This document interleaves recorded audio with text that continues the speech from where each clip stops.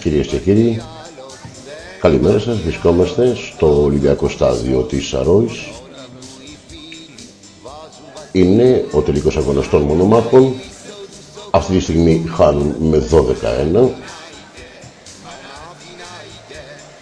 Στα μεγάφωνα του Ολυμπιακού σταδίου της Σαρόης ακούγεται ο ύμνος του Παναθηναϊκού και βλέπουμε το Μίτσο, δεξιό εξτρέμ των μονομάχων, να τρέχει πάνω κάτω.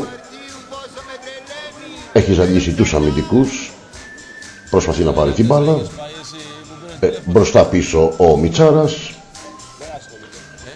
τον καταδιώκουν οι αμυντικοί, καταφέρνει και τους λιτώνει. Η μπάλα βρίσκεται στην άλλη μεριά του σταδίου, δεν έχει πάρει χαμπάρι, περιμένει μία πάσα.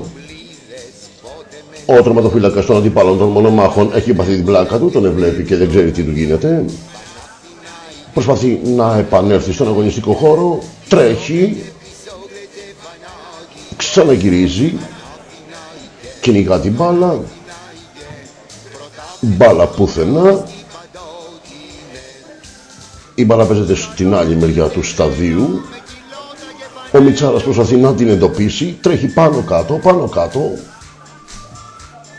Τα μεγάφωνα συνευθυγίζουν να υμνούν τον Παναθηναϊκό.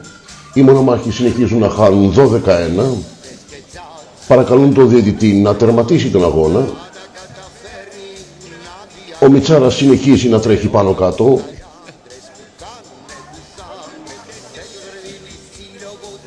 Κανένας δεν του δίνει σημασία, κανένας δεν του πετάει την μπάλα. Μια φορά την πετάξανε και βάλε το ένα γκολ.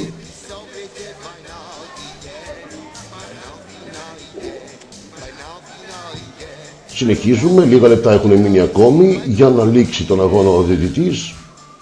Και ναι, κυρίες και κύριοι, αυτή τη στιγμή λύγει τον αγώνα ο διαιτητής. Τον λύγει τον αγώνα, ο Μιτσάρας δεν έχει πάρει χαμπάρι, συνεχίζει να τρέχει πάνω κάτω. Ευτυχώς γλιτώσανε 12-1.